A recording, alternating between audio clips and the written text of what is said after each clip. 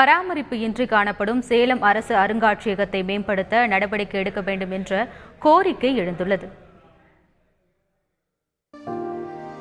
அரிய பொருட்களை தன்னகத்தே கொண்டு அனைவரும் அழகுற காண்பதற்கு காட்சி தருகின்ற ஒரு அற்புதம்தான் அருங்காட்சியகம். பள்ளி கல்லூரி மாணவர்கள், ஆராய்ச்சியாளர்கள் உள்ளிட்ட அனைவரின் தேடல்களையும் அருங்காட்சியகம் பூர்த்தி செய்வதால் அது கல்விக்குரிய இடமாக திகழ்கிறது. சேலத்தில் உள்ள அருங்காட்சியகத்தை பராமரிக்கவில்லை என்ற குற்றச்சாட்டு எழுந்துள்ளது. அருங்காட்சியகங்கிறது ரொம்ப பழமையான பொருளை தான் வச்சுருப்பாங்க. அங்கே அந்த பழமையான பொருளை ரொம்ப பாதுகாத்து வச்சுருக்கணும். ஆனால் அந்த பொருளை எந்த ஒரு கேரும் இல்லாமல் அதை அப்படியே கேர்லெஸ்ஸாக விட்டாங்க. அதெல்லாம் நல்லா சேமித்து பாதுகாத்து வைக்கணும். ஒரு பழைய பொருளுங்கிறது அது எவ்வளோ இம்பார்ட்டன்ட்ங்கிறது யாருக்கும் தெரியல. ஹிஸ்ட்ரி படிக்கிற எங்களுக்கு தான் தெரியும். அதை பழங்காலத்தில் எப்படி இருந்தாங்கிறது அந்த நாகரிகத்தை நம்ம என்ன கற்றுக்கணும்னா பழைய பொருளாக சேமித்து வச்சா மட்டும் தான் முடியும். பழைய பொருளை சேமித்து வைக்கிறது மூலிமா நம்ம பழங்காலத்தில் இருக்கிற பண்பாடு, வரலாறு, அவங்களோட கலாச்சாரம் எல்லாம் நம்மளுக்கு தெரிய வரும். ஒரு சின்ன நாணயம்னா கூட அந்த நாணயத்தில் இருக்கிற ஒரு அப்போ என்ன ஒரு ஆட்சி செஞ்சாங்க, இது மாதிரி ஆட்சி செஞ்சாங்கிற வரையும் நம்ம கண்டுபிடிக்கலாம். அவங்க யூஸ் பண்ண பொருள்லாம் ரொம்ப பொக்கிஷமான பொருட்கள்.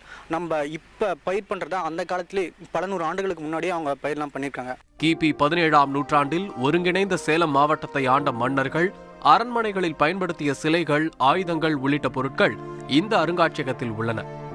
இது ஆய்வு மாணவர்கள் மற்றும் பள்ளி கல்லூரி மாணவர்கள் தரவு சேகரிக்க பயனுள்ள வகையில் அமைந்துள்ளது.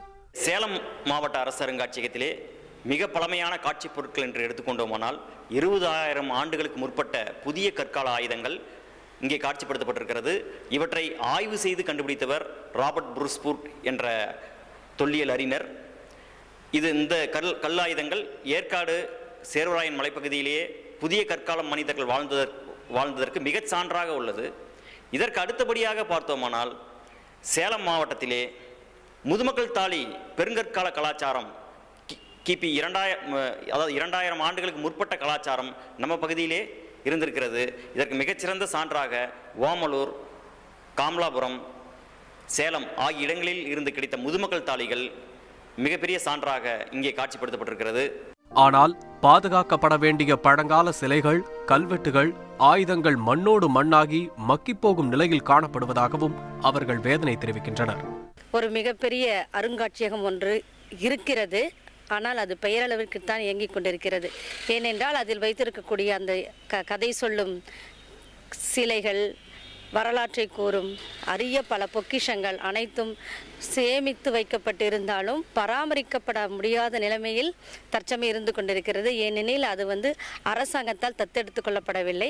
அது ஒரு தனியார் வீட்டில் பராமரிக்கப்பட்டு வருகிறது.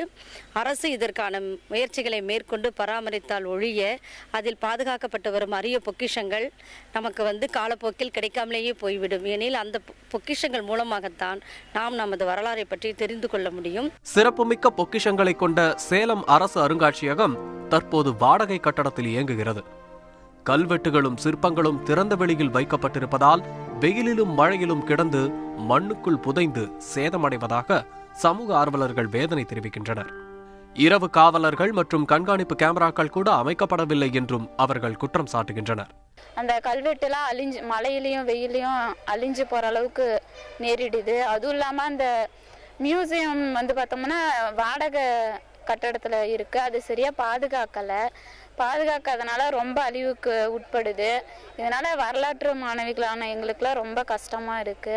ஸோ அதை நல்லா பாதுகாக்கணும். அதுக்கு அரசு நல்லா கண்காணிச்சு பார்த்து அதுக்கோசரம் ஒரு இடத்த ஒதுக்கி அதை பாதுகாப்பான நிலைமையில வைக்கணும் அப்படின்றதுதான் என்னோட ஆசை.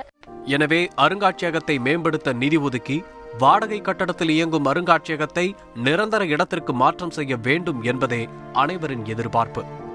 தமிழகத்தின் வரலாற்று சிலைகளையும் சிற்பங்களையும் சர்வதேச நாடுகளுக்கு கடத்துவதும் அதை மீட்பதும் வாடிக்கையாகி விட்ட நிலையில் இங்கு சேலம் அருங்காட்சியகத்தில் கண்முன்னே மண்ணிற்குள் புதையும் பொக்கிஷங்களையும் விலை மதிப்பில்லா சிலைகளையும் போற்றி பாதுகாக்க அரசு முன்வருமா?